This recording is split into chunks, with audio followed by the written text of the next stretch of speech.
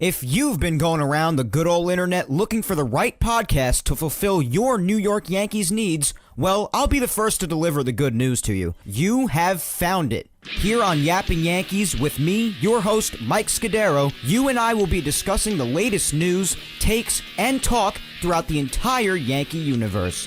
Oh, and there may be some ranting on my behalf.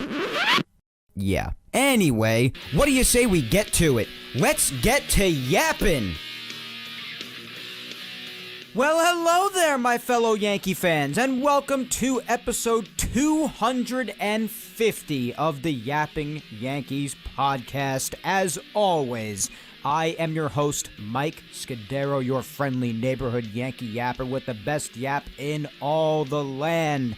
Here on the 23rd day of February of the year 2025 with yet another extra large order of the Yappuccino for you. Thank you, as always. Oh my goodness. Spring training games have begun for the week of episode 250 of Yapping Yankees. How about time aligning like that? Give me a hell yeah! Stone Cold always coming in the clutch. But guys, I really can't believe how that timing worked out. The fact that on the week that I'm coming to you with another episode of Yapping Yankees, episode 250 to be exact, that it happens to be just a couple of days after spring training has returned once again. Last couple of days there have been games back on my television, which I cannot believe. This is where the fun begins. It is precisely where the fun begins, Anakin Skywalker. That's right. But before we get into anything Yankees related, I did want to just take a few minutes to again remind you guys of just how much I appreciate you, really. Honestly, I cannot believe that Yapping Yankees has come this far. If I'm being fully transparent with you, when I started this show in May or June of 2019, I did not expect for this show to go on as long as it has. If I'm being really honest with you, I did not. I thought maybe a couple of years, and then we'll see where we go from there, especially for when I'm a few years into, or even just a couple of years into the workforce, when I get into radio. If I start to get a little too busy, then maybe I'll just put it aside and move on from it. But it is February of 2025, 250 episodes later, and Yapping Yankees is still going pretty strong. Got a couple of hundred listeners at least per week, which I'm more than happy with. I know it's obviously nowhere near on the scale of so many other bigger productions, bigger content, bigger podcasts, even if it is just particularly with the Yankees or just about any other subject, or if it's baseball overall. There are definitely a lot of other people with bigger listenerships out there, but the numbers, they don't mean everything to me. I don't even get paid to do this show, as everybody knows. I don't have a big enough audience for it, but that's okay. Because I do it because I love the Yankees, I love talking to you about the Yankees, and I just love the interactions and the relationships that are formed as a result of doing this kind of content and seeing people engaged in it, even if it is a smaller crowd than other creators or pieces of their content. I do it for the Yankees. I do it for my love of baseball. I do it for those of you who do listen and those who are maybe yet to even listen to the show, and maybe they start listening in the next month or so. For anybody who shares the same love and passion and interest for the Yankees and baseball as I do, or even maybe just a fraction of it, this is for you. It is also admittedly a bit of therapy for me. It's very therapeutic because some weeks there are a lot of times where a lot of thoughts are just burning my brain and I've got to have an outlet for it, and this is my outlet. This microphone in front of me where I transmit content to you based off of my thoughts.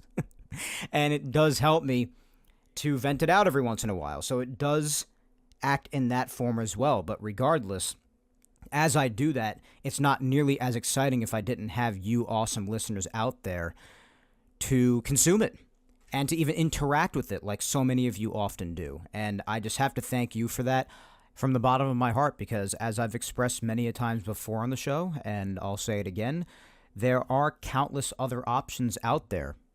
Countless other shows and pieces of content for you to consume, whether it's the Yankees or any other subject you happen to take interest in. And the fact that you choose to spend even 5 seconds with me, let alone, an hour and a half plus most weeks, because I just won't stop yapping every single week. But regardless of the amount of time you spend with me every single week or even just some weeks, it's still time spent with me. And there are just no words. I have trouble finding the words sometimes, but no words exist to express my gratitude to you for spending even a few seconds with me whenever I come out with a new episode of Yapping Yankees. So I really, really appreciate that. A lot of options out there, and you choose to spend at least a little bit of your time with me. It means the world to me. And I do know that of late I've hinted at a little bit more of a potentially bleaker future for this show because of how much there is going on. I mean, I do still work my full-time job. I am in the middle of massively studying for my Series 7 coming up. I did do a massive amount of studying last year for my SIE. So on my path to getting licensed in finance, it's taking up a great deal of my time, and it will continue to in the coming months. And then I have my trip to Japan at the end of May, which will be after I take my Series 7. So, and because of that, actually, I should probably mention right now, and I've even mentioned this to my family, but in the month of May, there probably won't be a single Yapping Yankees episode. I know that's not what a lot of you want to hear, but because I'm looking at May 15th to be my test date for the Series 7, and if I do that, then you best believe I'm going to be especially spending those first 2 weeks of May, leading up to the 15th, just studying my ass off for the test. I'm going to take the test, and then right after that, just days later, I'm leaving for Japan through to the end of the month. And then before you know it, it'll be June. So probably no episodes for all of May, and then depending on how my studying goes over the course of the next couple of months up to that, through the rest of what we have left of February here and all of March and all of April, because there's still so much studying left to go. There might be some Sundays, like I alluded to in prior weeks, that I might have to take off if I have to dedicate that time to studying. So, listen, the future is a little bleak for Yapping Yankees, that's for sure. And if my career takes off after I get licensed, who knows? I mean, it's kind of up in the air right now, but as of right now, I'm just kind of in the mindset I'll keep on popping out episodes when I can, because as life moves along and I'm getting older and things are happening, Yapping Yankees for certain things might have to take a little bit of a back seat. But like I said, even if that begins to start to happen a little bit more here as time progresses, I am still so grateful for the nearly 6 years straight that we've had doing this show, and over 250 episodes later, it's been a hell of a ride. We've talked about so much on the show. We've been through a plenty, all of 2019 and the craziness with the injuries and the good record they still ended off with and just missing the World Series that year. All the craziness with the pandemic and the fallout with that from 2020 and 2021. Craziness with 2022 and that team, 2023, with the Yankees really having their worst season since the early 90s. Then the craziness of last year, and now we have yet another season coming up here. It has been a hell of a ride.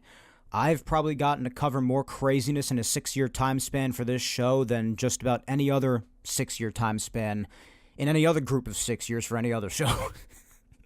It has been crazy. It definitely also has to do a lot with what's been going on in the outside world, too. That's really what all the stuff with the pandemic and everything centered around, and that just, it had its effect on sports and baseball as well. So a lot of it's to do with outside stuff as well, but regardless, that doesn't change the fact that we've just gotten to cover a lot of crazy crap here on the show through the years.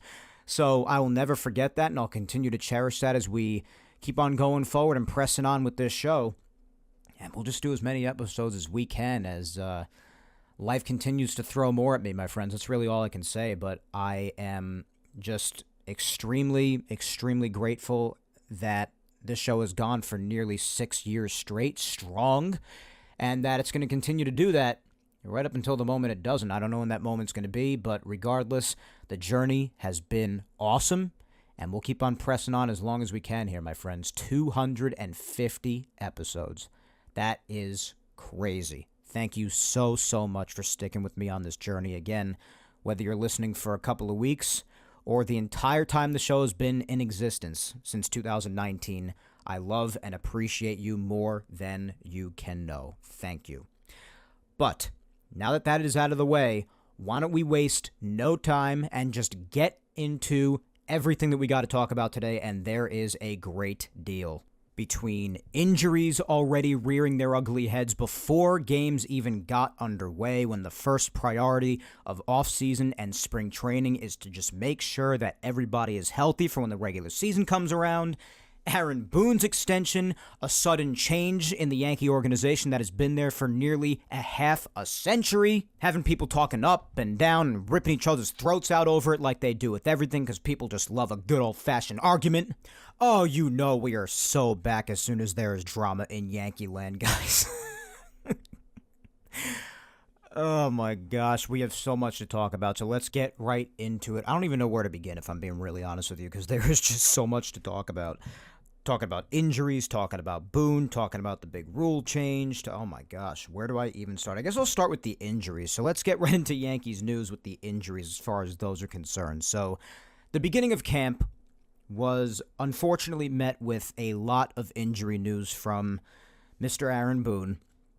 And whether it be guys who we expect to see on the roster or not, it's just not something you like to hear a lot about right at the onset of spring training. Because the first thing that you're thinking about when spring training starts is just getting through it with, no injuries if you can help it, but if you have to have injuries, just as little of an amount of it as humanly possible. But not only were there actually a decent amount of them, but they were to some guys that we expected to see at least pretty frequently on the regular roster during the regular season on the 26-man, and that's where it sucks. Things started out okay on Monday the 10th, the day right after we last spoke, after the last episode on February 9th, when the Yankees acquired Tyler Matzek from Atlanta. And it was a minor league deal. Matzek spent 2020 through to 2024 last year with the Braves, pitching to a 3.40 ERA actually in 143 games. So that's not bad at all. He's had his rough bouts here and there, but in that span of games, those are respectable numbers, and he was a part of the Braves World Series championship team in 2021, and in 13 games in that postseason, by the way, he had a 1.72 ERA, so if there's any chance of unlocking that version of himself, could be another nice little sneaky pickup by the Yankees if we find him on the Major League roster at any point. So you had that to start off with, but then right after that, starting on the 11th, which of course was when pitchers and catchers reported, it started to pour in right away with the injuries, starting off with Mr. Jake Cousins. And we saw Jake Cousins have some injury problems towards the end of last season, so it's not a complete surprise, but we do know that with the overall plan for the bullpen that he was a cog in that machine. Fairly importantly, too. So it was not pleasant to hear Boone announce him having a right forearm strain, and that it would be about a week or so before he started to even throw. So that was about a week ago to this point now. So, at least as of that report, he should have been by now throwing again, but still not great to hear, especially when it's put into consideration that opening day might have been affected for him because it wasn't a guarantee for him, Boone said. And that's really all that you care about, because if you got to miss some spring training time, the real thing you want to know is if it's going to be affecting him being ready for opening day or not, because that's really all that matters at the end of the day. The regular season, obviously, you hope to make it through spring training without any injuries whatsoever, but if you have to have any, then at that point you just hope that it is as minor as humanly possible and that it doesn't affect them being ready for the regular season. So unfortunately for Jake Cousins, it could very well affect him being ready, so that was not a welcome piece of news. Another piece of news that wasn't really welcome was the fact that that extended to Giancarlo Stanton. And yes, who was surprised about this? Absolutely nobody. But, we all saw what Stanton did in October in 2024. We have seen what he's done in October a number of times, even outside of just 2024. And I did say that, hey, he can miss as much of the regular season as he wants as long as he is ready to go for October if he is going to perform like God mode, the way he has so many times in the playoffs for the Yankees. But I think he took that a little bit too literally because this news came out to start spring training that he was actually experiencing issues with both of his elbows, similar to what they described as tennis elbow.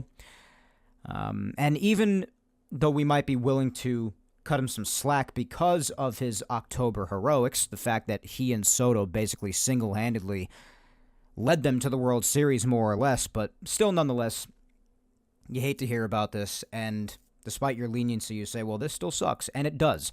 We're used to hearing this about Stanton, and it has gotten very exhausting through the years, and he's not getting any younger.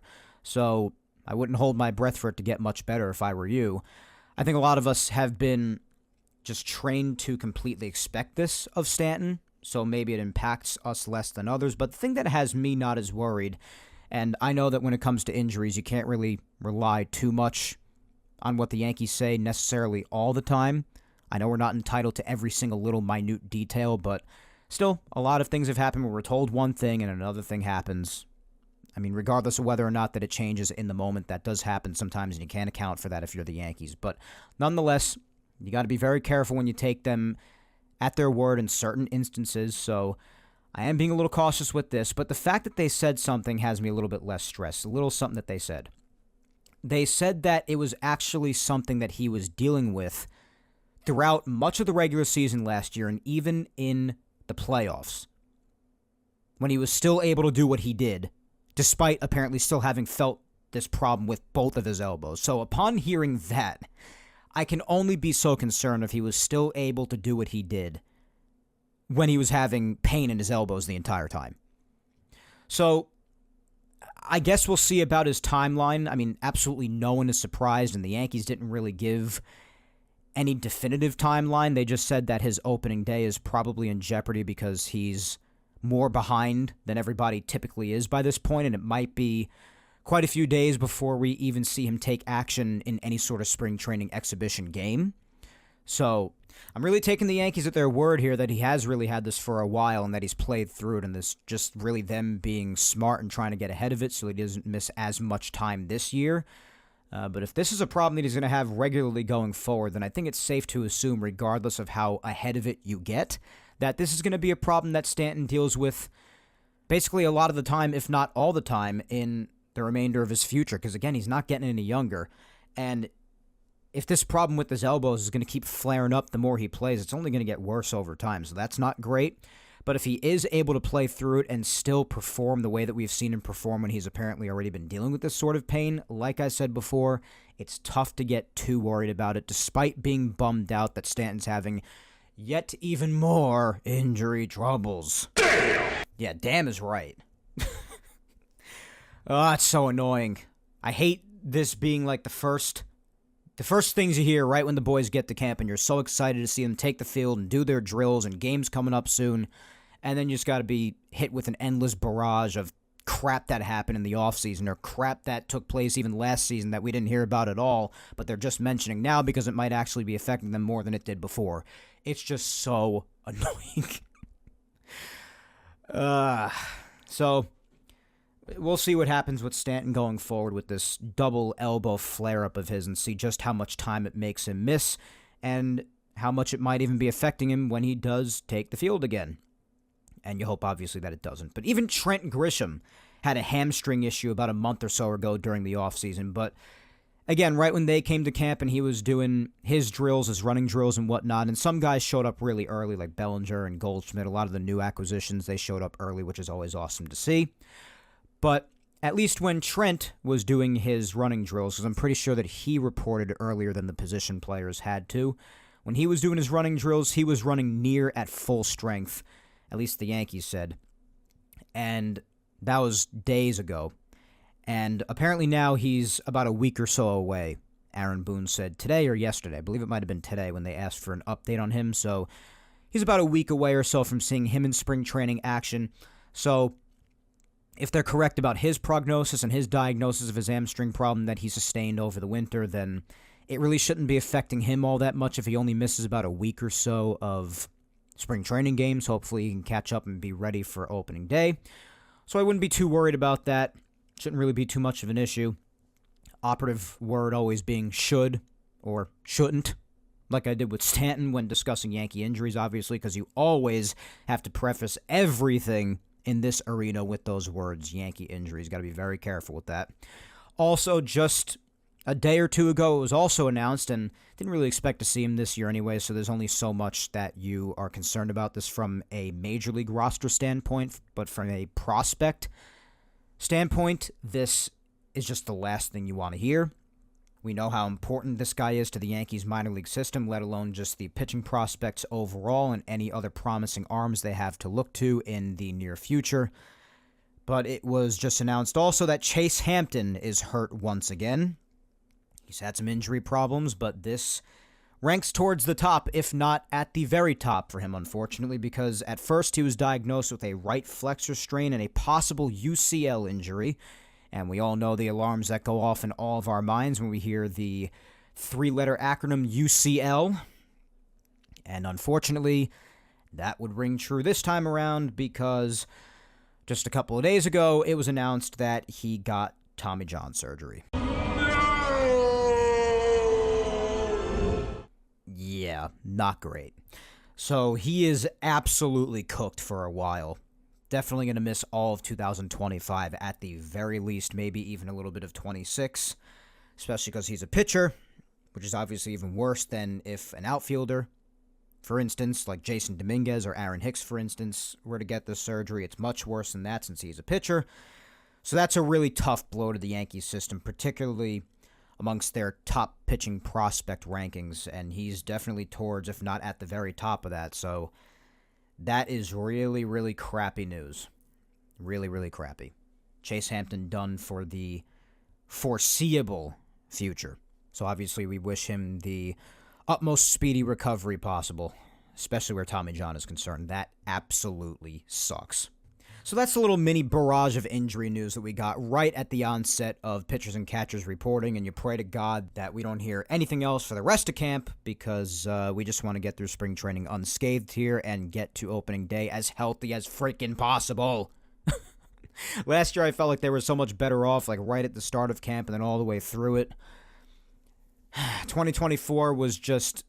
I feel like the Yankees were much healthier than they typically have been for a lot of years. And I don't know if this is karma for that or what, but let's just hope that we slam on the brakes real hard here and that this is really all that there is to talk about when it comes to injuries, because no more, please God. But moving right along here, guys, I don't want to make this all about injuries after all. We did mention Tyler Matzik otherwise being acquired. But except for that, no other real acquisitions. Yankees staying put for now as far as third base or anything else. Really, third base is the only real big hole remaining as far as potential external acquisitions to fill that hole, but with Alex Bregman even being gone now, we all know what the odds are of the Yankees getting anybody else. It really seems like they're down to that three-guy race for it. Actually, four, because I really did bring up his name a couple of weeks ago as another potential candidate, and I'm glad the Yankees did as well, that candidate being Yorbit Vivas, although I don't think he has a very good shot at it. But obviously they're looking at Oswaldo Cabrera, Oswald Peraza, Yorbit Vivas, and unfortunately... and it's no personal disrespect to him, it's just based off of what I've seen from him on the field for years now. Not so much defensively, but definitely offensively, which freaking matters, obviously. DJ LeMahieu. So that's really the race going on. I would say it's more so between Cabrera, Peraza, and DJ. Not so much Vivas, even though they did include his name, thankfully. I'd like to see him get a shot, but we'll see what happens going forward in spring training. DJ hasn't even gotten any looks yet. Oswaldo's played a little bit at third base, made a nice slick play yesterday in that game against Toronto. And Peraza played today as well. Made some really nice plays down there too.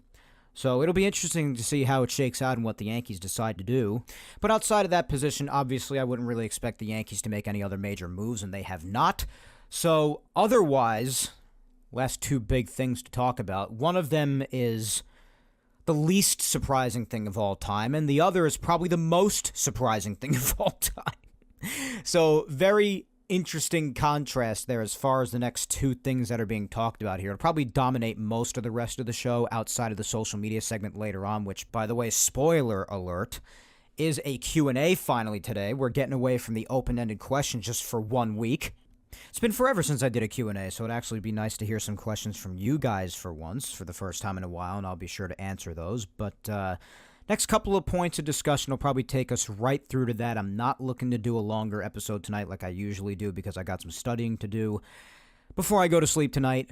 But I also know how well that usually always goes whenever I say that, and then I just yap for another hour and a half like a moron. So we'll see how this goes regardless.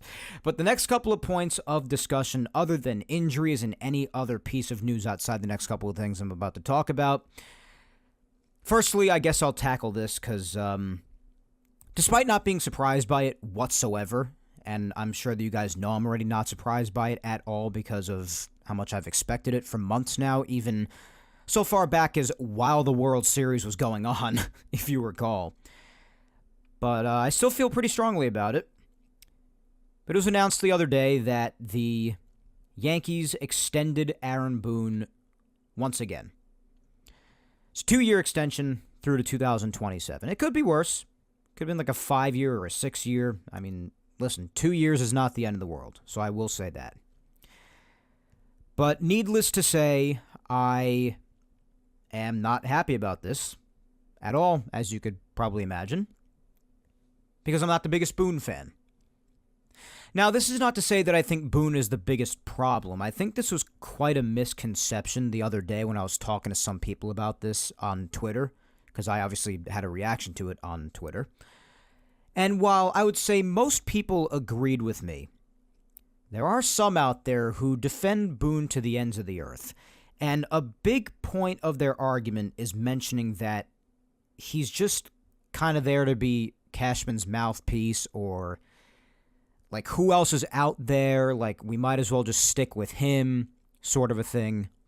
Well, first of all, the Cashman thing I've acknowledged endlessly. I mean, if you know anything about me, even just going back a couple of months, I mean, I've said for years now, almost nobody has been more vocal than I've been against Brian Cashman, how much I can't stand the guy. And many, if not all, of the problems for the Yankees, few others have emphasized as much as I have about how much of it is his fault. There is no doubt about that. I have said everything that needs to be said about Brian Cashman and all of his issues as general manager, and whenever called out on how arrogant he is so much of the time and how much he is convinced that he has all the answers to something when it's apparent to just about everybody else that it's not the answer, even if he is the one in charge with all the resources that he has, which kind of makes it even more embarrassing for him. But still, nonetheless, few have been more vocal against Brian Cashman on a number of issues than I have. And I acknowledge that he is definitely the biggest problem. Aaron Boone is not. Many other hires that would come after Boone would probably be fairly similar in a lot of regards as far as listening to the front office as Boone is. I understand all of that. That's all been said already. I've said it a million times. I get it. I get it. I get it. But all of that does not mean that Boone is not still a problem. He may not be the problem, but it doesn't mean he's not a problem. That's my point. I've said many times before that I will never be able to get past Game 1 of the World Series, and that's really the foundation of where I plant my flag on this. Because I've always felt for months now, and a lot of you know this if you've been following me for a long time, whether it be just on social media or on here or on both especially, that I felt that that was the personification of a lot of what we've seen from Boone through the years. That was the pinnacle, the top of the mountain of what we have seen and come to expect of Boone in a lot of in-game situations since he became manager back in 2018. I fully expected, while they were in the World Series, fully expected them to extend him. Because especially how early on they were talking about exercising his option, I was saying, well, the extension for 87 years is to come any day now. And it did take a little longer than I thought it would, but it didn't take them long to exercise the option. But for the extension, took a couple of months longer than I thought it would. They had other things to worry about, obviously, I understand that, but I did expect it to get done sooner, but I did expect it to get done, period, at some point. And if it was not done, at least before the regular season started, I would have been shocked and flabbergasted to within an inch of my life, I tell you. So again, not surprised about this at all. That's not the problem. And I understood it even earlier than most, that them making it back to the World Series for the first time in a decade and a half probably earned him an extension regardless of whatever would happen in the World Series. And considering the couple of travesties that took place throughout the World Series still earning him an extension, I and many others appear to have been correct. Problem is, I think that he plays a part in a lot of those shenanigans that we saw. Lack of fundamentals, mental softness, and lack of awareness in game. That stuff, I feel, if it comes from someone that the players respect a ton, like the players always make it apparent the way they respect Boone, I feel it trickles down from said person that they happen to look up to. That makes a difference. Boone may be only so independent on certain thoughts or approaches that he has as manager as opposed to the front office. I mean, he may only have certain amounts of independence or individual actions that he might take against the front office. He probably goes along with them a lot of the time, and I'm aware of that. But the fact of the matter is that he still has the title of being the Yankees manager. And whether he or anybody else likes it or not, the players are going to look up to that to a certain degree, especially the younger guys. So his feelings about things, his mentality about things, his approaches towards things, I'm convinced about him and all other managers that to a certain degree it leaves an impression on players and it trickles down to them. It just does. And the other obvious main problem that I have with him, other than that I expressed very eloquently on social media the other day towards somebody who I was having this discussion with, was that I have just never seen a manager so far in my life. I mean, I've only experienced the back end of one manager's career, the entirety of another manager's career, and now Boone's in my time being a Yankee fan, being Torre, Girardi, and Boone. So I've only seen 3 managers, and towards the very end of Torre's managerial career, so not even fully a third manager. But I have seldom ever seen a manager be as incapable as Aaron Boone in deciphering in a certain situation in real time, within a game, an in-game decision, being able to decide when to side with the numbers and when to go with your eyeballs and your gut. Game 1 is the finest example of that with Nestor and Tim Hill. The numbers actually told the Yankees to go with Nestor, but any and all other common sense that anybody with a half a brain will tell you says don't go to Nestor Cortez, because not only is he not even a freaking relief pitcher to begin with, we've been over this 1,000 times, but it bears repeating for the rest of time. You don't go with someone in a relief spot in extra innings in the World Series who's a starting pitcher just coming off a multi-month-long injury when he's facing the heart of one of the most devastating lineups in the entire world, when you have another more than capable submarine left-handed pitcher at the ready in the bullpen who has already proven to be nails for you, especially in October. But they choose to go with the numbers, and look what happened. This sort of thing we've seen happen in all sorts of situations throughout Boone's managerial career, and I think it's been a real problem with him, and it reared its ugly head on the biggest stage possible. Didn't play any part in him getting an extension, obviously, because he still got said extension, although, again, it is for only 2 years, so that's fine. But I have an issue with it, because I am not an Aaron Boone guy. I have no problem with the guy personally as a human being. I don't even know him personally, so how could I have a problem with him? I just have an issue with him as a manager. Because I do think that the vast majority of the time, especially with things behind the scenes, I question how much input he even has and the value that he has to the organization as a result of that. But also his inability to make decisions in real time during games. In-game decision and awareness. I take issue with it.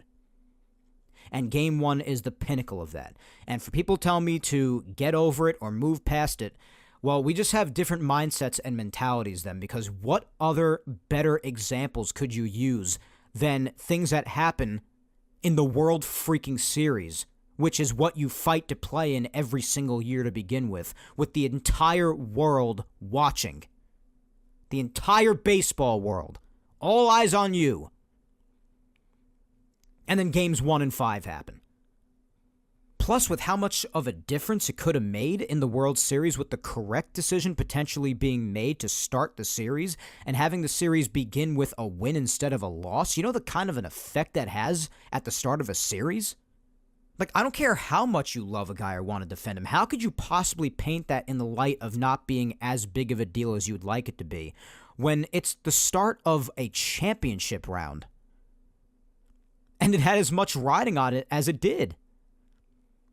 Like, how could you just tell someone to get over that? Like, I get a new season starting, but that still only did happen a handful of months ago, and it was the first World Series the Yankees found themselves in 15 years, with also, just for the sake of discussion to add levity to it, It also had a lot of us thinking it was very important to get that World Series win because we didn't know if Juan Soto would be back or not after it was done. And if he didn't come back, then who knows what would happen. And we obviously know the outcome that would take place. He didn't come back.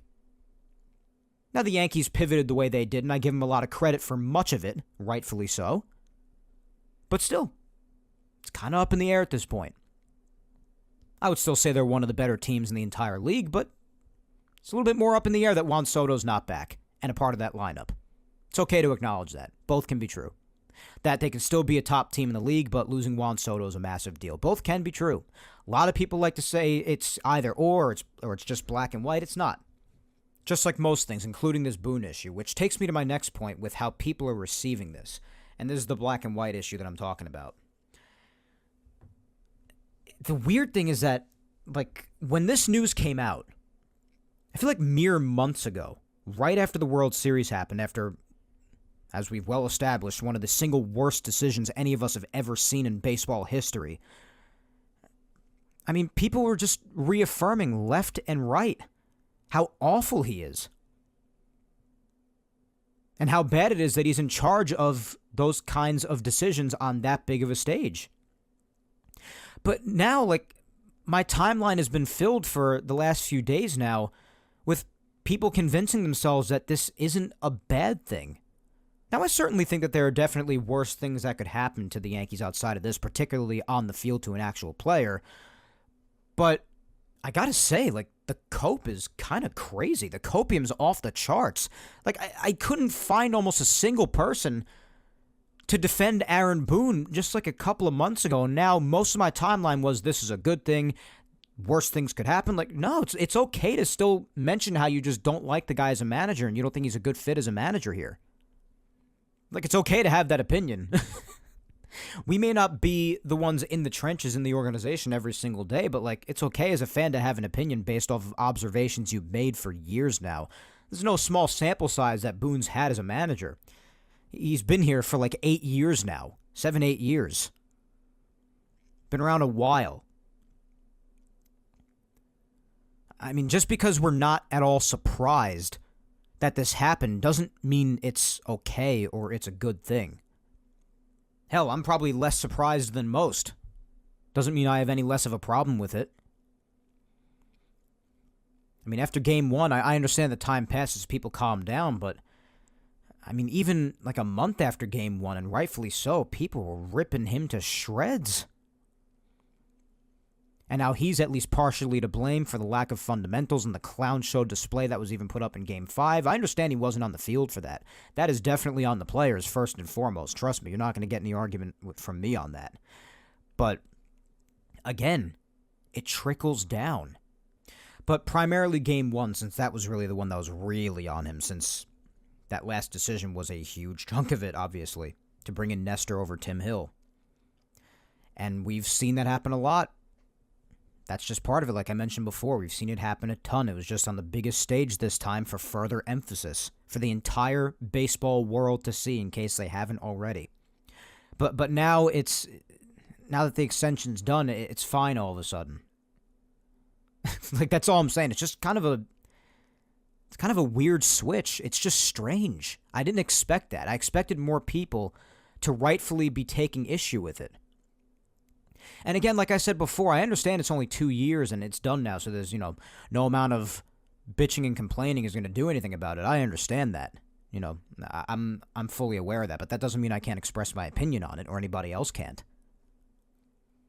I'm just saying I think it's a really weird switch-up that I saw in the Yankee community the other day when this was announced, that some people were, like, really strongly coming out to defend it, which is really weird given the World Series round the Yankees are coming off of. And the fact that he shares a chunk of the blame for that, making that crucial decision in Game 1. Now, there are no guarantees that bringing in Tim Hill would obviously make it work out. We've all acknowledged that before. But if you're going to lose, you lose with your best, with the best decision. And that just objectively was not the best decision. And that's a big deal because that was the worst nightmare that we all had with Boone's past mistakes with in-game decision-making. It happening on the biggest stage when it cannot afford to happen. And it happened. So our fears came to fruition. That's all I'm saying, man. And people would often, like when they were arguing with me, the couple of people I was talking with, and it's fine to have arguments or disputes on this. I'm always open for debate on social media as long as it's reasonable and level-headed and we don't get personal or anything, because then I'm out. I got no use or time for any of that crap, especially towards people I don't even know. So, but a lot of the deflection is just like people deflecting to, oh, Cashman's the real problem. Cashman this, Cashman that. Listen, we all acknowledge that. Cashman takes the blame for certain aspects of this team, and I understand that Boone can't be blamed for certain amounts of those aspects, such as roster construction or the training and conditioning staff for injuries. They take some of the blame, too, for that when it gets completely out of hand. No one has argued against that. I completely agree. When I was expressing problems with Boone, people were saying, oh, so you're blaming him for this, blaming him for that. I said, never said that. Then I gave the reasons that I did blame him for, because I'm obviously not dumb enough to not know the fact that roster construction and other factors are completely out of Boone's control. Boone fields the team that he is given by others in the organization, like Cashman, who's primarily responsible for roster construction. I understand all of that. But there are plenty of times when Boone does certain things within the game with what he is given, when he has better options that are questionable. And we saw it come forth in the most preposterous of circumstances on the biggest stage. That's the point. But I don't know how many times I have to argue against, like, making sure that I'm not blaming Boone for things that are Cashman's fault. I completely understand that. Again, do I have to say it a millionth time? I guess I do, because people just don't get it. From me or others. We understand that Cashman is a humongous, but really the problem. Very few have been more vocal than I have been. But again, it doesn't mean that Boone is still not a problem. He's complicit in all of the Yankees' nonsense taking place on the field during games. The weaker mentality and occasional lack of accountability towards really just egregious things happening that just can't happen on a big league field, just childish lack of fundamental nonsense. And there are times where he does show accountability. I don't want to make believe like he never does. Like there were times where he sacked Gleyber Torres a couple of times. That's accountability, and I gave him his due credit for that whenever those situations came about. Because I'm not completely unfair. I'm not unfair at all. I give credit where credit is due. But a lot of the time, that doesn't happen. And when certain other guys see that sometimes, the complacency has a negative effect on the team sometimes. It just does. Whether you like it or not, he does have influence on these guys, especially when you hear them talk. Like I said before, too, you always hear about how much they love the guy, and that's good for them. I'm happy for them. But it doesn't excuse the crap that goes on. Listen, at the end of the day, again, I'll repeat all this one more time for further emphasis towards all the Boone lovers, because sometimes it just doesn't seem like a lot registers with some of them. Not all of them. Some I had some good discussions with the other day, but others it just wouldn't get through and they would react harshly. So I don't even know why I spent any time on this, because it's near impossible to change anybody's mind anyway or have them see what's in your head. I mean, some people are just so closed off to the thoughts of others and they get all defensive and bent out of shape for no freaking reason towards people they don't even know in real life. But that's a them issue. That's why I don't do that, because I don't have that problem personally, internally. But just one more time, all the way back to when I said this, even before the World Series started, when the Yankees merely just clinched the pennant, that regardless of what happened in the World Series, that Boone will get extended. So surprise is not the issue here. I am probably less surprised than almost anybody in the entire Yankee community, but that does not mean that I have to be a fan of this, and I am not. I'm relieved that it's only 2 years. It could have been far worse, but I'm still not happy about it. And I also understand and fully realize that Boone is not the problem. The main problem is definitely Brian Cashman in many of the cases of what's gone wrong with this team for years now, but I have also highlighted for years that Boone is still a problem. The fact that he's not the problem doesn't excuse the in-game issues that Boone has caused all too often, most recently obviously being Game 1. Will be forever remembered in the minds of all Yankee fans, at least by me. I don't know about you, but yeah. Some even asked me who I would even bother to replace him with. I would really have to sit with that for a while. I've obviously had a lot going on lately, so I really haven't had too much time to sit and brainstorm and do some research and really just think about who could be a potential replacement. But just right off the bat, when I was spitballing on Twitter the other day, I came up with Gabe Kapler as a potential possibility. Because, I mean, listen, the guy's a former manager of the year, but now he's an assistant general manager. I don't even know if he would be interested in returning to managing. I did read a couple of things a while back saying that he probably wouldn't, because after he won manager of the year, I kept a little bit of an eye on him for a while, but I don't know if he would be willing to return as a manager, so that can't even really be a certainty. But if I were to be willing to at least get somebody on the phone, I'd probably start there. And I know some would view this as a step back, and that's fine. You don't have to agree with it. But I would also consider giving Girardi another call. I know some people consider that a step back, but he is a former World Series champion manager, and thereby he knows what it takes to manage here, even in the World Series, and close out a championship successfully as one. And even when he left here, I still say to this day, I still feel like I had the cliffhanger of a movie completely unanswered from years ago, and it's been somewhat torturous to me. The fact that he took that 2017 team and took them to the heights that he did, and they got within one game of the World Series, missed it by the skin of their teeth with the Baby Bombers at the very beginning of that era, and I would have loved to see if he could have helped eventually carry them fully to the end game once again to a World Series title, number 28, under his leadership there. And I had my issues with Girardi. I definitely did. I'm not going to sit here and pretend like I didn't. There were some in-game decisions that he made that I wasn't a fan of. But he definitely had more of an aggression about him and more of an urgency than Boone does. And I think that trickled down to players as well, because we always heard about the fact that why Girardi was let go. Well, it's probably because he was hard on certain guys and there were some disagreements on his handling of it and whatnot. Well, sometimes that needs to happen in a clubhouse. Sometimes it's the way you guide people. Maybe not go over the top, obviously, and be reasonable about it.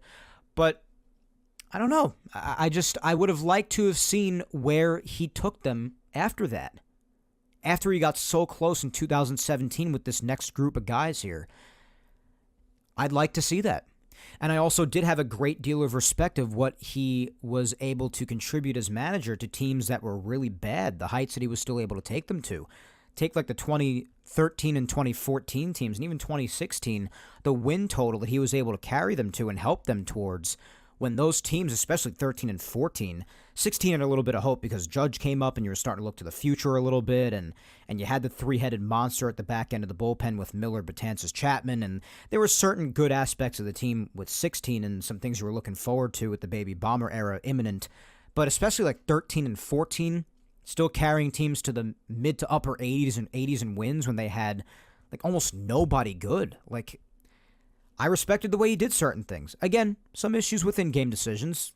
Every manager is going to have that at one point or another. I understand that. But to the severity that Boone has had it, I definitely had less of an issue with Girardi in that area, despite still having had issues with him at times. But I just would have liked to have seen what Girardi would have continued to do at the start of that Baby Bomber era under his leadership in that dugout. I'm curious about that still. I think about that every once in a blue moon. I do. Because who knows? There is one season that I give Boone a lot of credit for, and that's 2019 with the Next Man Up season when they had everyone and their mother injured, and he still helped get them to 103 wins. That was incredible, and I gave him his due credit for that. I did. Incredible. But outside of that, there are a lot of moments that I just not happy with his leadership in that dugout. Not happy with it. And I'm interested to see if Girardi would be willing to take up the mantle again. He probably wouldn't, to be honest with you. I don't really know.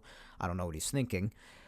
But because of my fascination towards how it all ended with him, I wouldn't hesitate to at least get him on a phone call. I don't know. So just a couple of names, but I would have to sit and think about it for a while. But, you know, when a lot of other people are answered that question, who would you replace with, most people didn't even have a single answer. At least I was able to spitball a couple of guys without even looking at anything or thinking about anything. But nonetheless, that's what's done is done, guys. Terrific. Another 2 years of Aaron Boone. Well, this year and then 26 and 27, actually. So it's whatever. Another 2 years after this. So that's done. Boone is sticking around. But they're actually, upon this happening, too, before I move on to the next thing, which, as opposed to this being the least surprising thing of all time, the next thing is the most surprising thing of all time, just about. Little interesting fact here. And I saw John Boy and even a few others mention this as well. So I don't want to make it seem like I'm the only one in the entire universe that thought of this, but I do swear that this was actually a thought I had a while back too. Even more so the closer he's crept to this milestone here. But him being signed through 2027 guarantees Boone being manager for at least 10 years. And at least as of the last few managers, this has created sort of an interesting managerial model for Cashman and the Yankees here, because that would guarantee Boone being manager for at least 10 years. Now, if you look at it, Girardi was manager for that exact amount of time. He was hired in the 2007 offseason going into 2008, and then he ended after 2017. So give or take 10 years, just about 10 years he was the manager. Now, Boone is that for at least 10 years, and this could very well be the end of his time as manager. We don't know that as of yet. But if it is, considering Joe Torre, too, it creates sort of an interesting dynamic here, because Torre was hired after Showalter, obviously, in the mid-90s, 96 to be specific, and 2007 was his last year. So give or take 10 years for him as well, 12 to be exact. Then you had 10 years for Girardi, and now at least 10 for Boone. It's created this sort of an interesting business model for managers that they hire, that they keep them for at least 10 years, or just exactly 10 years in certain cases.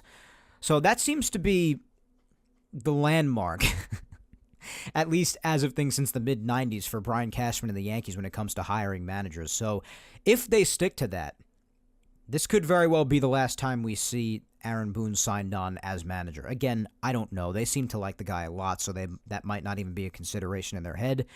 I don't know, but it is something that John Boy mentioned. It is something that I've thought about a couple of times in the past. Obviously, I'm not the only one who thought it, and that's completely fine. But, yeah, just something interesting there. And just a little thing that if they want to stick to that, then Aaron Boone could very well be heading towards the end of his time as manager once this last extension is done after 2027. So we'll see what happens with that. It's a little interesting food for thought there. But the Boone extension is done. So that's that. Great. Can't wait to see more crappy in-game decisions. That's a given with any manager, I understand. But the inability to decipher when to go with the numbers and when to go with your gut or your eyeballs about common sense, I have seen very few, if anyone, more unable to decipher that than Aaron Boone. So I hope for the best. No problem with the guy himself, as I've said, but as a manager, we'll see. But anyway, on to the next one. Now, this piece of news that hit the baseball world, not even just the Yankee community, this made waves, especially because of, in contrast to how expected Boone's news was, this was probably the least expected thing, probably less expected than just about anything anybody expected to hear, especially with the odd timing, it coming on the day of the first day of spring training games for the Yankees on Friday the 21st. The Yankees came out and announced, and it is so funny because I swear, me, my dad, and my brother at dinner the night before, and we've spoken about this many times in the past couple of years at the very least, because my brother had been against it for a while. He wanted them to change this, so he's very happy about this. And we were talking about it, but it's just so funny that it happened when we'd spoken about it yet again at dinner the night before on Thursday the 20th. The Yankees come out on the morning of the 21st, hours before the first spring training game, before the Yankees take the field for their first look at all in 2025. Hal Steinbrenner comes out and says that the facial hair policy that has been in place since 1976 for the Yankees, so a year short of being a half a century old, is a big deal because how long it's been in place. The facial hair policy of no beards allowed. Got to keep the hair under control as well. They do allow mustaches, weird, a little bit of a weird gray area there, but especially no beards. They announced that they were modifying it, and they were actually going to allow beards now. Holy crap! Yeah. Oh my God. When I tell you, this was just about the left field thing of all time. I mean that it was like the left field thing of all time. Like, why now? Before the first spring game? Like, why this year? All of a sudden? I mean, I guess the Devin Williams aura plummet after shaving was just too much to handle. But, oh my gosh. I mean, we saw the pictures of Devin Williams when he first arrived at camp after having a shave. I mean, he took his team photo with the beard still. Like, when he first arrived there, he still had the beard, but then he shaved, like, right away. And we saw, I mean, listen, there are just some guys who look better with a beard, whether you like it or not. Whether you're in support of the clean-shaven rule or not, there are some guys who just look better with a beard. And Devin was one of them to the nth degree. So maybe that was just it. I mean, my brother had said that he read something that when he first came here, he went to the front office like right away. So maybe it did actually have somewhat of an influence on it. But Hal said that he was talking to many people all around him within the organization and even outside, just a lot of people doing his research and coming to terms with it on what he should do about this. He says that it's been on his mind for some time now, and he just came to the idea that this was the best way to move forward for the Yankees. Just very interesting timing out of the blue, to be honest with you, especially out of respect for his father, especially enforcing this rule. I just didn't expect this to happen, ever, let alone in an era when the Steinbrenner family has any holding on the Yankees organization whatsoever. So, I was just really surprised. I mean, that's really all I can say about it. I was shocked to hear it. Now, a lot of people take issue with this, and the main word that's thrown around a lot is tradition. And I understand that. I'm not crapping on that. I get it. It's been a rule in the Yankees organization for a long time, and for a lot of guys who have been here for a while, like Judge and many others who are probably in agreement with him, like Wells and Judge, who are used to shaving for many years, they're probably not going to break their routine because it's just what they're used to and they'd rather do it, and that's fine. This gives them a choice. It's not forcing anyone to do anything either way. But I understand it's a long-standing tradition, very shocking to some. But at the same time, I don't know, I feel like traditions have been broken anyway a lot the last few years. I mean, it kind of expired for me when, and I understand this is more a Major League Baseball sort of a thing, but I mean, who runs Major League Baseball? The owners. And the commissioner through the owners. And they made this decision, and Hal's an owner. I don't know how he felt about it specifically, but nonetheless, he and his group approved of this still. He was a part of that all going down, but kind of lost tradition effect for me when a couple of years ago they decided to basically turn the Yankee pinstripes into an ad billboard by putting the Nike logo on there on the chest area of the jersey and then the Star Insurance logo as an arm patch. It kind of lost its traditional feel for me when things like that started to happen. So I don't know. It's tough for me to really see that stance as long as crap like that is happening. But also, honestly, I'm just generally okay with this rule change. The important distinction that Hal made that I think is paramount in all of this, and I'm glad he highlighted this, he did make sure to highlight the fact that the beards have to be well kept and groomed. Now, that's important because if this turned into a free-for-all, I don't think I would have liked that very much. Because I also am not really down for, and I know a lot of people are like, oh, let anyone do whatever they want, stop forcing people to do whatever. If you're of that thinking, then fine. But I personally just would rather not have a Yankee look like 2004 Red Sox Johnny Damon, and preferably not Brandon Marsh on the Phillies, who I know is a very popular mention in this regard, but he looks the way he does, and I would just personally, it's not an insult to Brandon himself. If he wants to look like that and the Phillies are okay with it, then more power to them, whatever. But as far as the Yankees are concerned, the team that I root for and take interest in, I don't care about the Phillies. I couldn't care less about them. But with the Yankees, especially because this rule was in effect for so long, and it's just like gave them a sense of uniqueness and whatnot. And just for how I personally feel about this sort of look, I would prefer a Yankee to not look like that. Like they're a beggar outside of City Hall. I would just personally not prefer that. So I think that distinction from Hal Steinbrenner was very important in separating, just saying, oh, it's a free-for-all, and then keeping it under control. So I am glad that his specific mention of the fact that it has to be well-kept and groomed, I think that's important. Because I do think that some guys they look better with beards. That's just the way that it is. So I'm okay with seeing Yankees with beards. I think Garrett Cole looked much more badass when he had a beard. I think Devin Williams, I think that's been more than highlighted by me on social media and countless others, that he just objectively looks better with a beard. There are others like Judge and Wells, and probably will be even more guys who come out and say that they're just going to stick to their clean-shaven routine. As I said before, that's fine. But there are certain other guys who value their beards and they think it makes them look better. Maybe it saves them some time from having to shave and, what have you. I mean, I'm fine with that. I don't think it's a big deal. But I also don't want any Yankee looking homeless out there.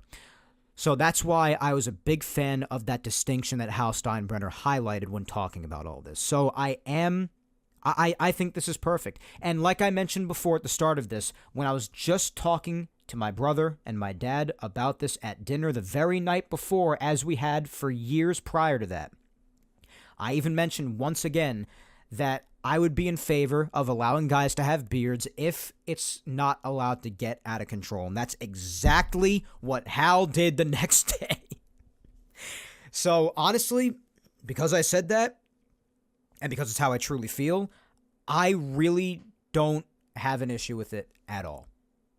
Maybe some people are surprised to hear me say that, but I'm completely fine with this rule change. I know some guys are upset with it because it really takes away some of that unique nature of the Yankees, because they were really the only ones still upholding that after this many years, and it really just separated them and put them apart in their own category. And it was almost like when a guy was getting ready to come here, oh, it's a big thing, I have to shave. It was a big thing about coming to the Yankees, and it was cool for a lot of people, and it's fine. I do see that point of view to a certain degree, I do. But it was also the point of discussion that some people have had the last few days about the fact that it might actually be stopping certain guys from coming here. And if I didn't know any better, or didn't see any clips for myself, then I would say that that's a bunch of crap. But it would actually appear that it wasn't. I saw a video the other day of a relief pitcher, I think it was. You got to forgive me for not remembering actually who it was off rip.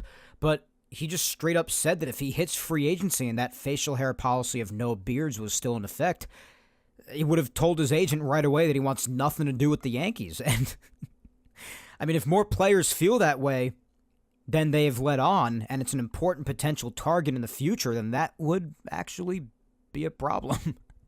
Now, I also do see the perspective of someone like Aaron Judge, who just yesterday came out and said, well, if that's an issue with certain players, then maybe they just don't belong here, because it is, to a degree, it's a little silly to say that you don't want to go there, period, just because of the beard thing. So I kind of get both sides of that, but if you're trying to win here and putting that above all else, and you're talking about something as minuscule as that, you could still keep it under control, but at least give them the option to grow a little bit of a beard. If that allows them to feel more secure in coming here and helping the team, then you make that adjustment, in my opinion.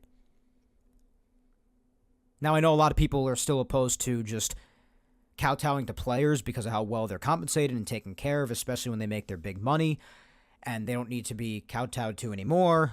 Yeah, I know. But that's the world that we're in now. And Pandora's box was open with these huge contracts, and it's really impossible to go back now, especially considering how powerful the Players Association is. So this is the world that we found ourselves in now. So if it's going to stop people from coming here, then I think this is a worthwhile adjustment to make, especially because you're still having that important distinction in place to where they have to at least keep it well-groomed and well-kept. So they do still have that protective barrier in place that will still slightly differentiate them from others, with the important distinction that it has to be well kept and well-groomed and not just letting it go completely out of control like all other organizations seem to be fine with doing. So you still have that distinction in place. So you know that you can actually grow a beard, so that's cool, but I do still have to keep it under control. It's not really something else that other organizations really highlight in their plan, so at least there's still that to keep somewhat of the tradition alive, somewhat. And listen, they can still choose to shave if they'd like. Like I said, no one's being forced to grow their beards. And no one's being forced to shave either. So honestly, given all of those points I just mentioned and all those points of contention that some people seem to have highlighted in the last couple of days, and just my personal opinion on how I felt about the rule personally, I was totally fine with the Yankees keeping the clean-shaven rule for the rest of the time. I didn't think it was that big of a deal, and I did like how it differentiated them from other organizations. I did value that, and I do value tradition. I do. But I also don't mind if people have beards, just fundamentally, personally. I don't mind that, especially if it's just kept under control, because again, the important thing that I highlighted when talking to my family about it is I don't like if beards get out of control. I just think it gets ugly at that point, and it's just not the way to look, in my humble opinion. So I honestly think this is the best of both worlds. I think it's a good decision. I think it was just about time. But speaking of time, again, I just never thought I would see the day. That's the only thing. I just couldn't believe that this actually happened. Unbelievable that they made this move. I just did not expect it. It was the last thing I expected, especially like the timing of it again. Like right before the first spring training game, and I don't know, man. It was pretty odd. So, people have had a lot of opinions about it the last couple of days. I'm sure they will continue to. It'll be super interesting, even if they are under control and well-kept and well-groomed, to see the first beards grown by Yankee players.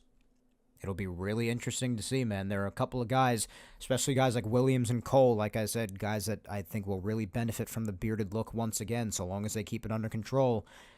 It's going to be really interesting to see. I, for one, the two players, if they do agree to grow their beards back out, I haven't watched any Cole interviews if he was asked about it, so forgive me if I just happen to miss something. Again, I just haven't been able to just focus on baseball solely as much as before with everything else I have going on. So there is plenty of content and plenty of clips that I'm potentially missing these days. But if he does plan on at least growing his beard out again somewhat, I am very excited to see Cole with a beard again. I thought he looked beyond badass when he was on the Astros. And Devin Williams, it goes without saying. I mean, come on. Again, I guess the aura plummet. Just him losing absolutely all of his aura with one stroke of the razor. I guess that's all it took. But listen, more people seem to be for this change. It's not even abolishing the rule, because it's just changing it. Because they're still mandating you got to keep it under control, so it's not completely abolishing. But regardless, people seem to be more for it than against it. Especially younger people, I find, are more for it. But in any event, regardless of how anybody feels, we'll see how it goes.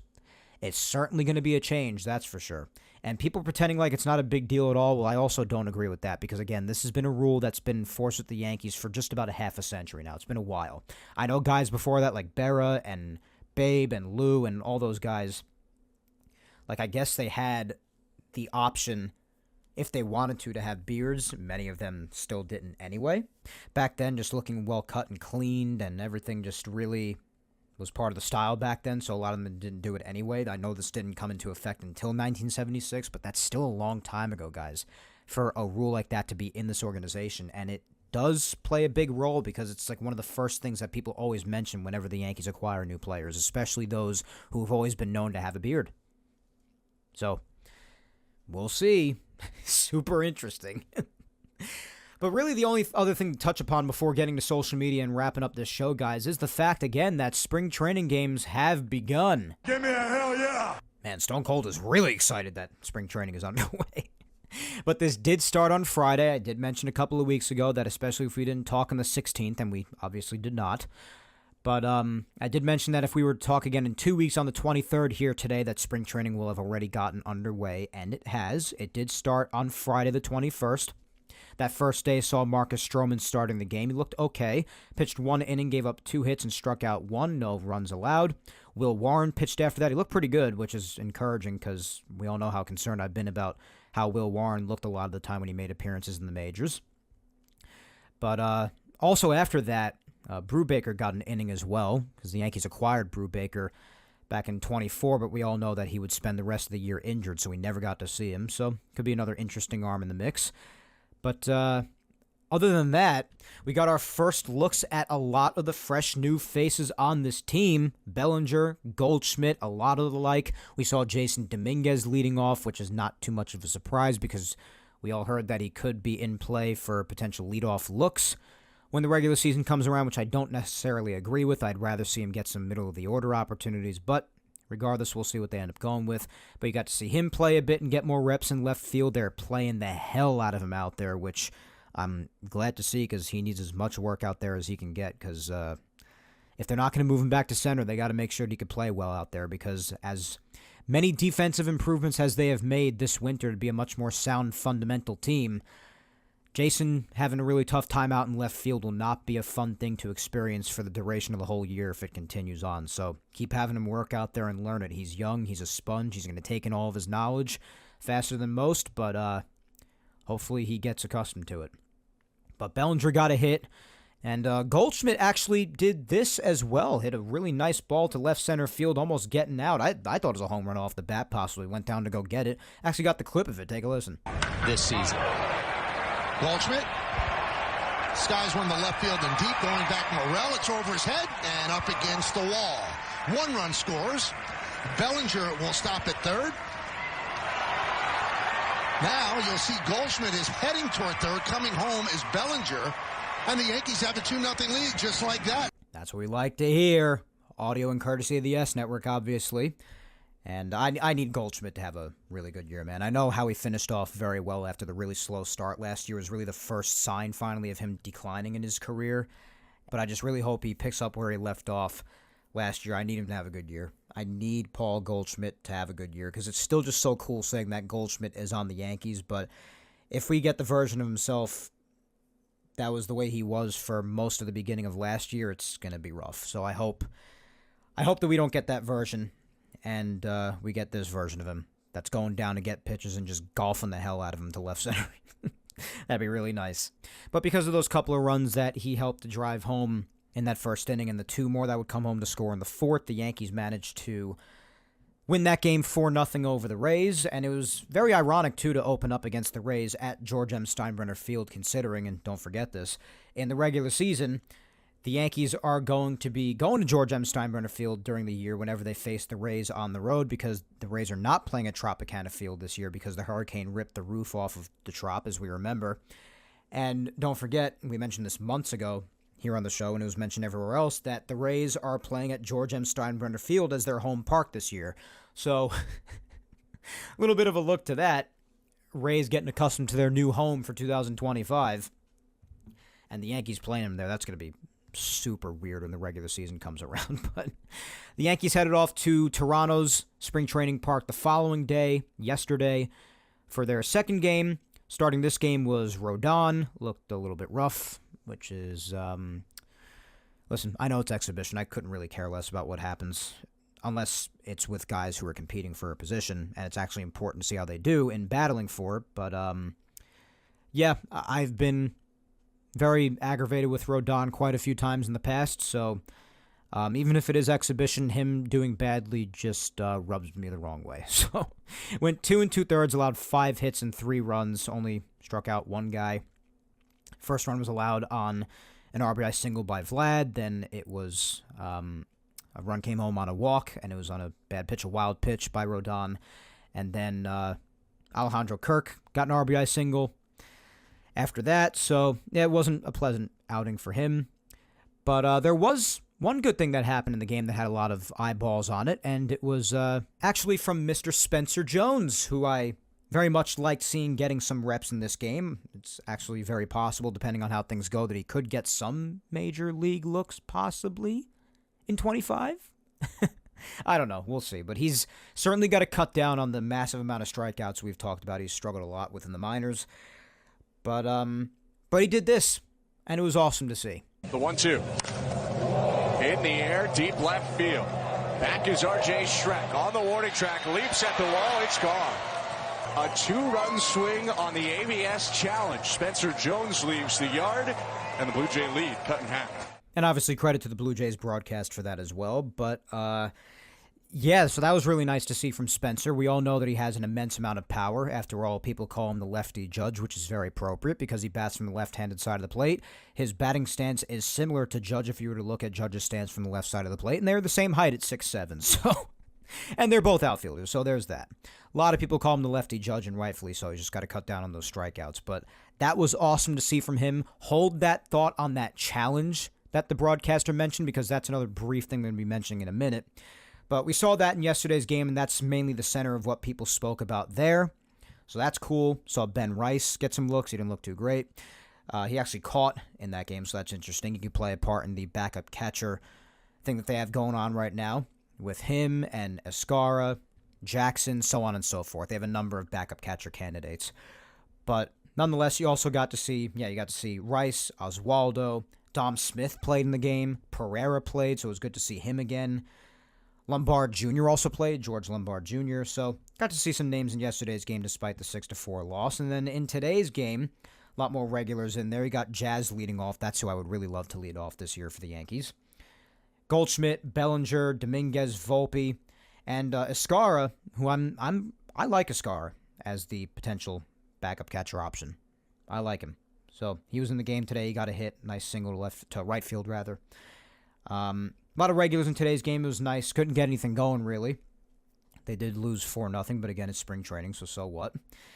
The only real pitcher that I expect to make a real impact on the roster this year is that pitched in today's game is Fernando Cruz, and unfortunately he got a bit shelled in this one. Did have a couple of strikeouts, but he gave up 3 runs, so that wasn't great. But nonetheless, today's game was played. Yankees lose 4-0.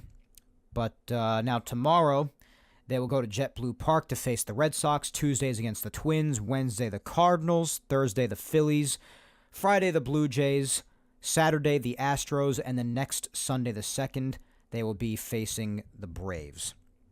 And for tomorrow's game, just so people are aware, Carlos Carrasco is actually getting the start for tomorrow's game at JetBlue Park against Tanner Houck.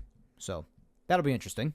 But it's just so great to have baseball back on the television every day again. But speaking of things that are happening every day, we've seen a lot of this. I told you to hold that thought on that challenge mentioned by the Blue Jays broadcaster. A little interesting thing being tested for the first time in this spring, involving major leaguers at any level, even if it is in exhibition games. It's the best time to test it, after all, since the games don't count.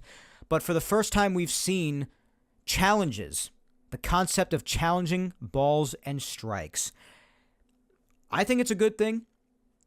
A lot of people are complaining about taking away from the human element and wondering what the point of having an umpire back there is. Well, I don't know how else to say this other than just coming out and saying it, but screw the human element. I couldn't care less about the human element in that regard.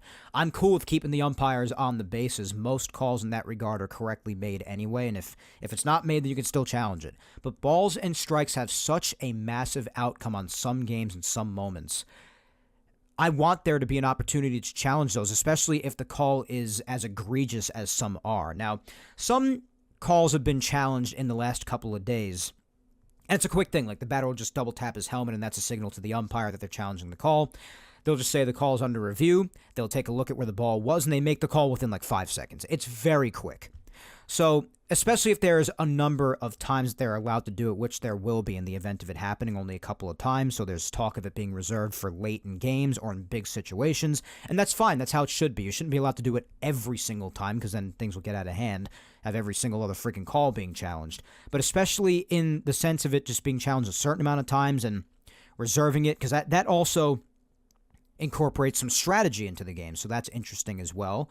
But if the call's egregious enough, the umpire should be put on the forefront and challenged on it. There are some calls, though, as I was beginning to say a minute ago, that are, a half an inch off the plate. Now, if they have a limited amount of times they could challenge a call, then guys are probably not going to be wasting challenges on that unless it's a massive situation or at the very end of a game in a massive situation, something like that. But in those moments, even in general, I usually give the umpires a break there, because listen, sometimes it gets so close, the ball is so fast, it's impossible to get every call right. I'm harsh on umpires, but even I admit that. I have many times in the past. I more so go after the obvious, blatantly egregious calls that are made on a regular basis. But those 6-inch calls or 3/4 of a foot calls off the plate, like, I could live with that. A lot of guys have challenged those, and it's very accurate, obviously, because they look at it electronically and then they reverse the call if necessary. So I like the concept of challenging for balls and strikes, but I do hope that it is limited so that it doesn't get out of hand, obviously. But when it comes to the big moments and the egregious calls being made, screw the human element in that regard. When it comes to the closer calls, I can understand that, but I mean, chances are if it's like the 3rd inning and a ball's like a half a foot off the plate, and if you're limited to the amount of challenges you could use, you're probably not going to see a player utilize the challenge in that area anyway, unless like the bases are loaded with like nobody out. I don't know. But I think this could be really, really great, and there's really not that much of a risk of it unbelievably extending a game because, again, whenever they do this, they look at it on replay. The most I've seen it take is like maybe 8 to 10 seconds. It's really quick. So if they do it a couple of times in a game, you're talking about less than 30 seconds of the game interrupted. It's really not that big of a deal. And when it comes to a game potentially being saved, or the outcome of it potentially being completely altered because you're having the right call made on a call that was fairly obviously not a ball or a strike, it's worth it. I'm sorry. In that case, screw the human element. Who gives a crap? Like, I'm sorry. In that case, I'm just not seeing the argument there. I'm not all for technology because, again, I'm very conditional here, as you can see, but in those specific instances, to hell with the human element, bro. Come on. Get the call right. A ball's a ball, and a strike is a strike. Period. End of story. But just wanted to mention that that was going on, too, so super interesting there, and I guess that's my stance on it. A lot of people have been talking about that, too, but a little interesting thing amidst all of the excitement for everybody having baseball back on their televisions once again. Life is good when baseball is back on TV. What can I tell you? Before we end, though, guys, let's do the social media segment real quick. Only going to do a few questions. It is a Q&A, so it's you ask and I answer. Let's jump right in. First up, we'll start with, let's do at Bart Acocella 1. He asks, is 75 bombs and a 700-ish OPS too high an expectation for the new regulars, like Bellinger, Goldschmidt, and Jason Dominguez? That's a good question. I figure Bellinger's, especially his power numbers, being a lefty hitter at Yankee Stadium, are going to go up. Some people might disagree with this, say it's a little extreme, but I would say he hits at least 35 home runs this year. And I think it's fair to expect at least 20 out of Goldschmidt because despite him finishing hot at the end there, if on an overall basis it was a decline year from last year and he still finished with 22 home runs, I think in a ballpark like Yankee Stadium, I don't think it's completely unfair to assume that he hits at least 20 this year. I know he's another year older and all that, I understand. But if he hits 20, which I think is reasonable to expect of him, that takes you to 55. And I think Jason could definitely hit at least 20 if he's healthy. Absolutely. So no, I don't think 75 is too high an expectation as far as the home runs. 700 OPS, I don't think so. No, I don't think so at all. I think that's reasonable. They could definitely hit at least 75 to maybe 90 home runs, the three of them combined. Jason's a little bit of a wild card because of the amount of time he missed last year, and he hasn't gotten any months-long spanning regular time since we first saw him in 2023 when he was a baby. I mean, he still is a baby. But, yeah, Bellinger and Goldschmidt, I'd say you can expect at least like 55 to 60 home runs between the two of them. And you factor in Jason.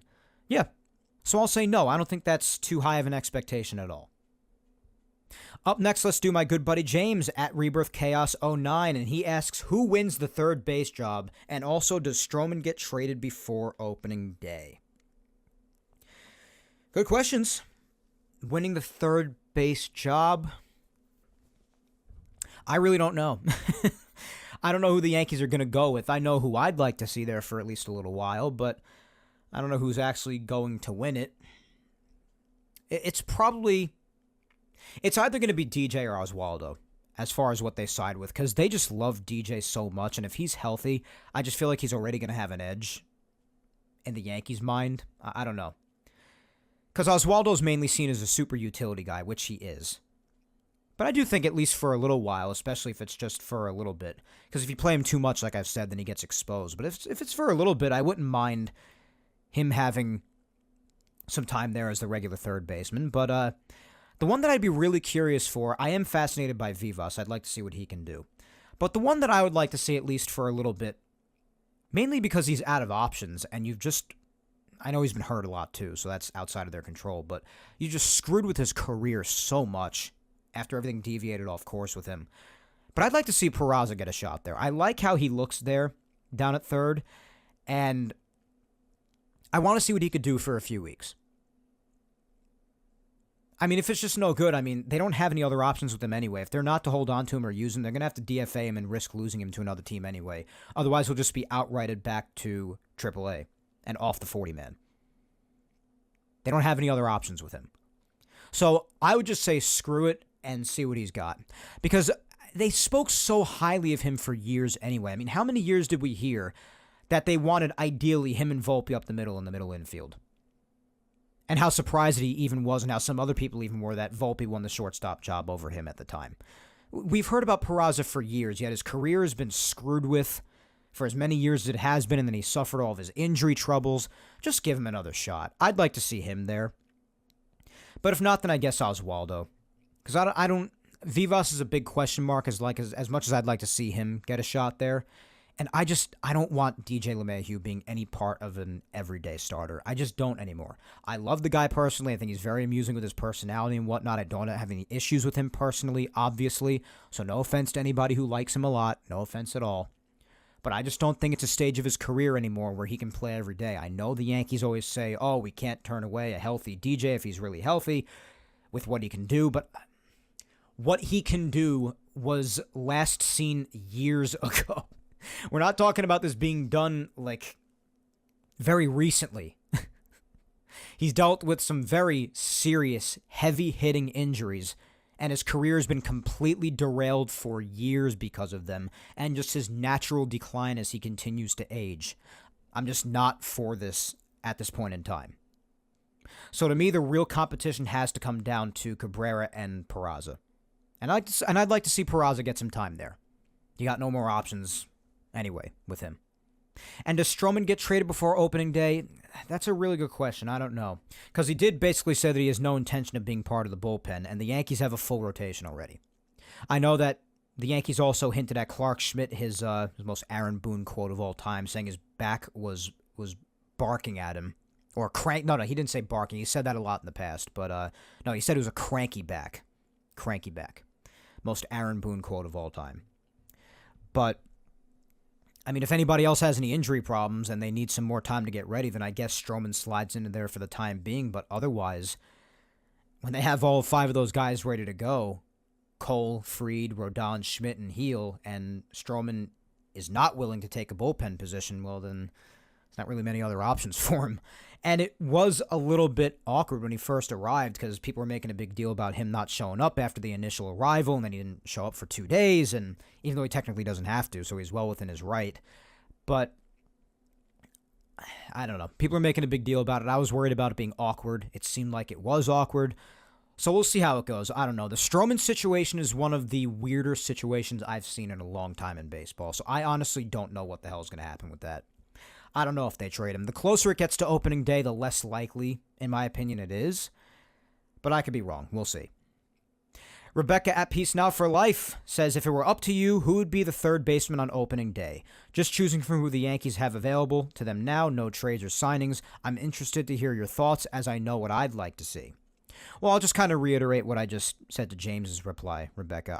I'd like to personally see, as much as I love Oswaldo, and I'd be fine with him getting the job if it came down to it, because he's out of options, and I'd like to see what he's got, because on a regular basis, we all heard of the talent that he's had through the years. I'd like to just see one last hurrah of Oswald Peraza. So that's my official answer to that.